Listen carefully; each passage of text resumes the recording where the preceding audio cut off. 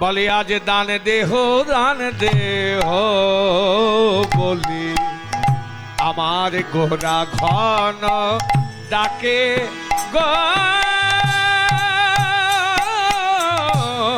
দান দেহ বলি দান দেহ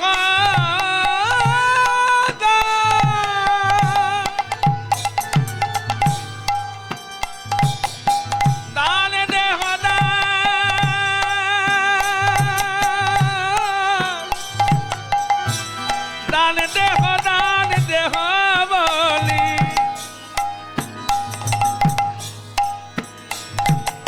দেখুন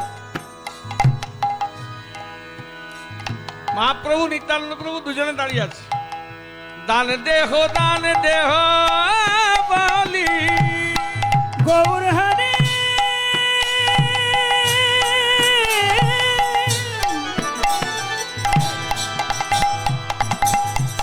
গৌর হরি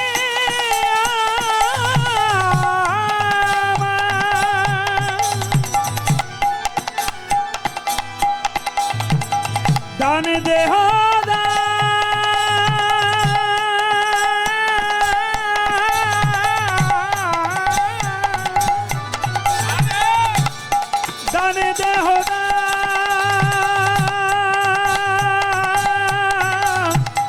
দেহ দেহ বলে গোরা ঘন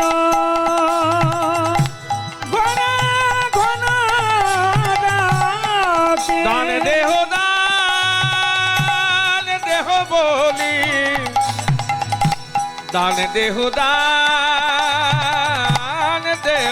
দান দেহ বলি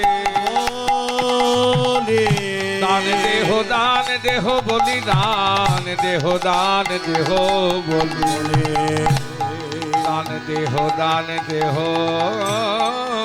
বলি আজ দান দেহ বলি বলে আজ নদিয়া না করি দাদা বলে আজ নদিয়া না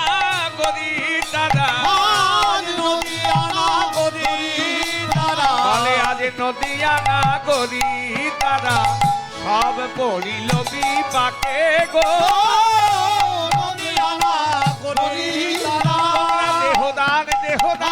দেহদান বলে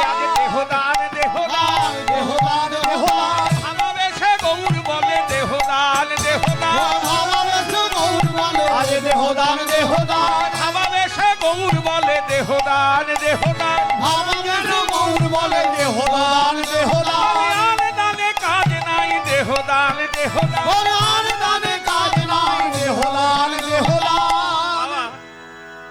পদাবলী এবং আখর ছটি জিনিস নিয়ে কীর্তন। এই যে বাংলার বৈষ্ণব সাহিত্যের যে কীর্তন ছটি জিনিস নিয়ে দোহা, তুক, ছুট, ঝুমুর, আখর এবং পদাবলী। আখর মানে অলংকার।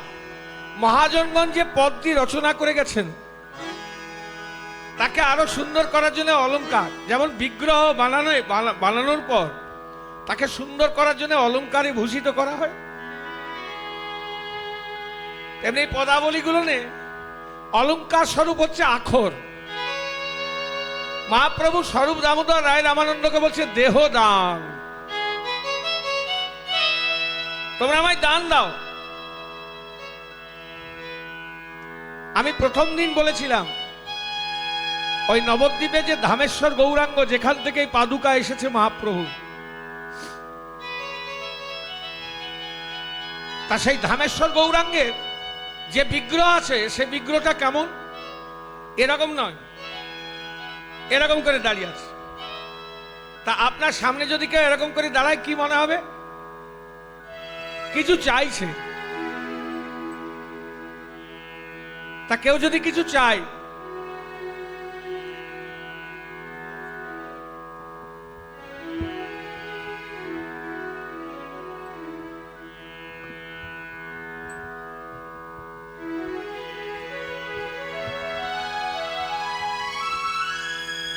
কেউ যদি কিছু চায় জয় রাধে। আর মহাপ্রভু এরকম ভাবে দাঁড়িয়ে আছেন, আজ পর্যন্ত মহাপ্রভুকে কিছু দিয়েছেন? এই দেখুন এখানে যে দাঁড়িয়ে আছে নিতাই চাঁদ গৌরাঙ্গ মহাপ্রভু, এরকম করে দাঁড়িয়ে আছে মানে কিছু চাইছে। কি চাইছে? জয় রাধে। চাই কে? যার অভাব থাকে। আর দেয় কে? যার প্রয়োজনের একটু বেশি থাকে। তাহলে উনি কে? উনি স্বয়ং ঈশ্বর। ঈশ্বর কাকে বলে? যার মধ্যে সমগ্র ঐশ্বর্য বর্তমান। ঐশ্বর্য ছটি: যশ, শ্রী, জ্ঞান, বৈরাগ্য, বীর্য, ঐশ্বর্য, তিনি তো ঈশ্বর। তাহলে যার কাছে আছে আমরা তার কাছেই তো চাই। না থাকলে চাইলে পাবেন?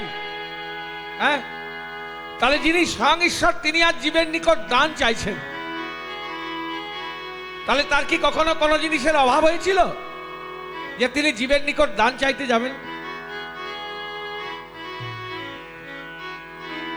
ঈশ্বরের কি অভাব হয়েছিল? হ্যাঁ, আমাদের সঙ্গে অনেকে দেখা করতে আসছে। কেউ বলছে আমার ছেলেকে একটু আশীর্বাদ করুন,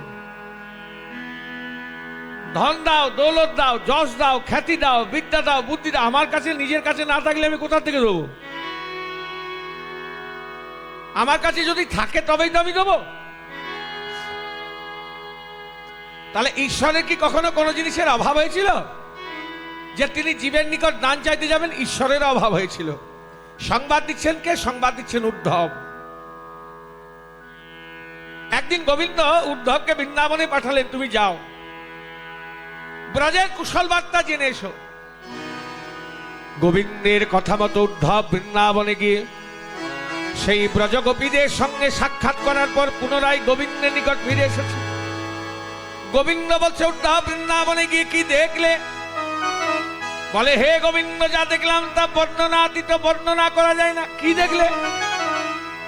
দেখলাম রত্নাক্ষর তব গৃহং তব গৃহিণী চ পদ্মা রত্নাক্ষর তব গৃহং। হে গোবিন্দ, তোমার যে বাড়িটি আছে সেটি হলো রত্নের আখর।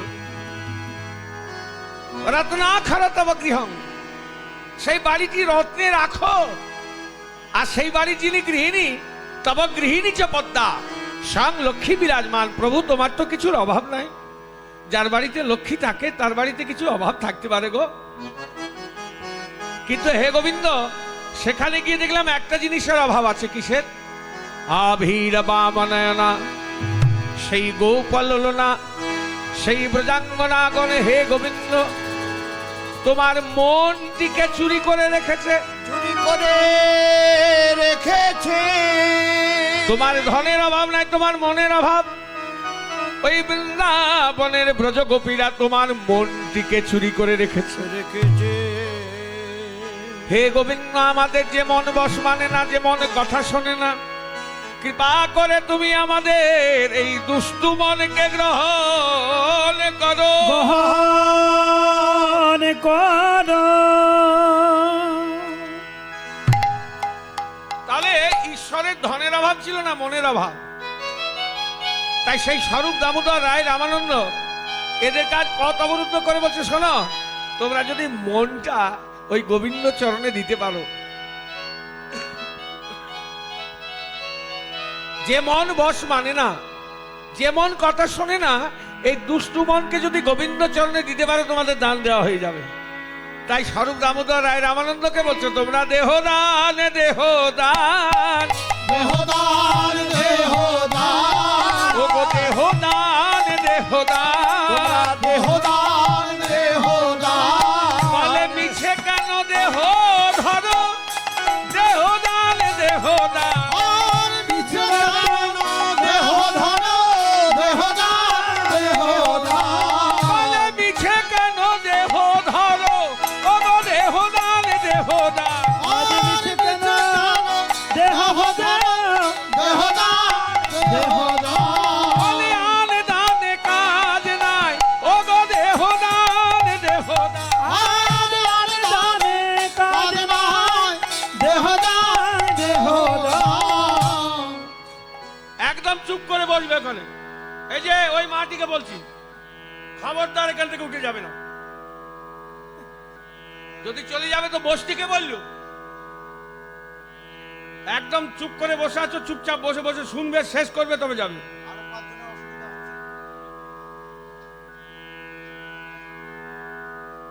দেহদান বলছে, দেহদান ওইটাই দান দাও, চুপ করে বসে বসে শোনো, ওইটাই কীর্তনিয়াকে দান দেওয়া হয়ে যাবে। দেহদান, এ দেহ কার? কার দেহ? এত সুন্দর দেহ কার? হ্যাঁ, এই দেখেন কি বলছে শুনেন, ভগবানের দেহ। হ্যাঁ, বললাম না, প্যান্ডেলের মধ্যে যতক্ষণ থাকবে ততক্ষণ বলবে ঠিক ঠিক, যেই চলে যাবে অমনি কলিয়া চেপে ধরবে, বলে ওরকম বলতে হয়তো বললাম। জয় রাধে। আমাকে যদি জিজ্ঞাসা করেন আমি কি বলবো? আমার দেহ, আমার ঘর, আমার বাড়ি, আমার টাকা, আমার করি। এ দেহ যদি তোমারই দেহ হয়, এই দেহ মধ্যস্থিত যখন একটা সূক্ষ্ম বস্তু উড়ে চলে যাবে, আধ ঘন্টা পর তুমি পৌঁছতে থাকবে।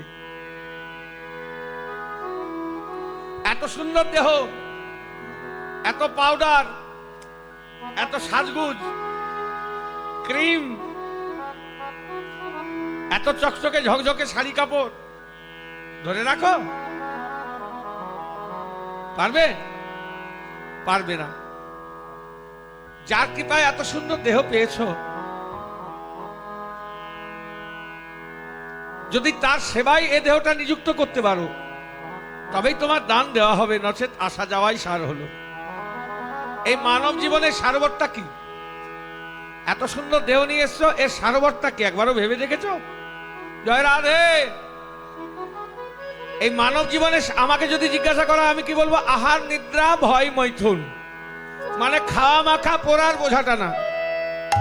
এই যদি মানব জীবনের সারবরটা হয় গো, একটা পশুর সঙ্গে একটা মানুষের পার্থক্য কোথায়? একটা পশুতে খায় না, পশুতে ঘুমোয় না, পশুতে পেটের জন্য বোঝা টানে না। একটা মানুষও খায়, একটা মানুষও ঘুমোয়, মানুষও পেটের জন্য বোঝা টানে। এ হলো হরি ভজনের দেহ। এই হরি ভজনের দেহে যদি হরির ভজন না করতে পারলাম, তবে উৎকৃষ্ট জন্ম। তার একটা পশুর চেয়ে কোনো অংশে কম নয়।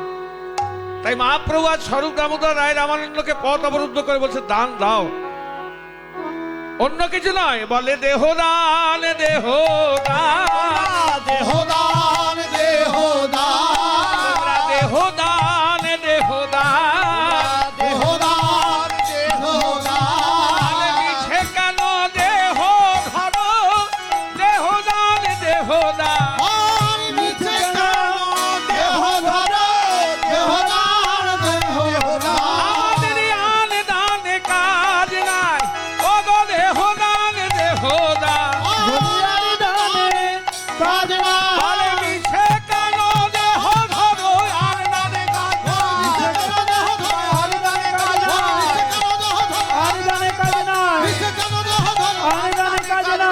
আজ দেহদান,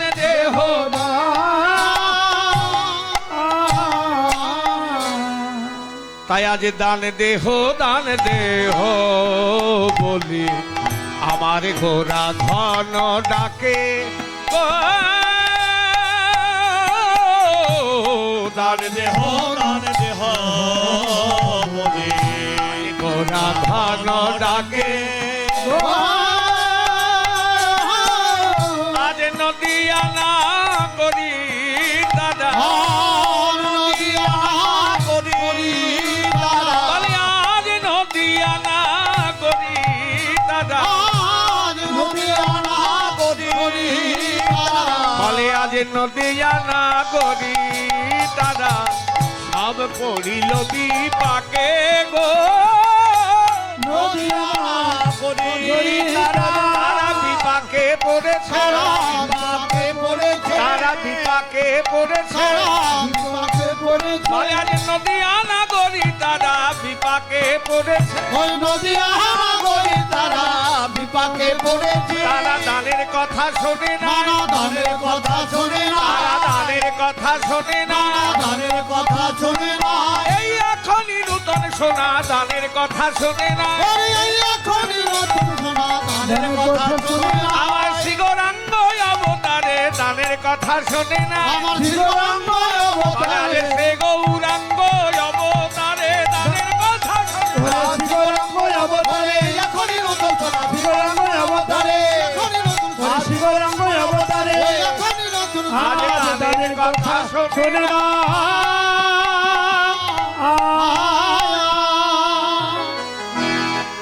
নদিয়া নাগরী স্বরূপ দামোদর রায় রামানন্দ এদেরকে পথ অবরুদ্ধ করে মহাপ্রভু বলছে তোমরা কি দানের কথা শোনোনি? ভাগুরী মুনি যেদিন বৃন্দাবনে ইন্দ্র পূজা করেছিল, সে পূজায় যে যজ্ঞ হয়েছিল, সে যজ্ঞে ব্রজগোপীরা দধি দুগ্ধ ঘৃত ঘোল কিছু দান দিয়েছিল, সে দানের কথা তোমাদের মনে নাই? স্বরূপ দামোদর বলছে প্রভু সেদিন তো কৃষ্ণ দান ঘাটিতে দাঁড়িয়ে দান চেয়েছিল, তুমি আজকে আমাদের কাছে দান চাইছো, তুমি কে? সেদিন দান ঘাটি বলে বৃন্দাবন একটা জায়গা আছে গিরি গোবর্ধনের কাছে, তা সেদিন কৃষ্ণ স্বয়ং কৃষ্ণ দান চেয়েছিল ব্রজগোপীদের কাছে, আজকে তুমি দানি সেজে পথ অবরুদ্ধ করে আমাদের কাছে দান চাইছো গঙ্গার কূলে, তুমি কে? মহাপ্রভু বলছে আমাকে চিনতে পারছো না? কে আমি, কে তুমি? বলে আমি কে জানো? কৃষ্ণ অবতারে হাম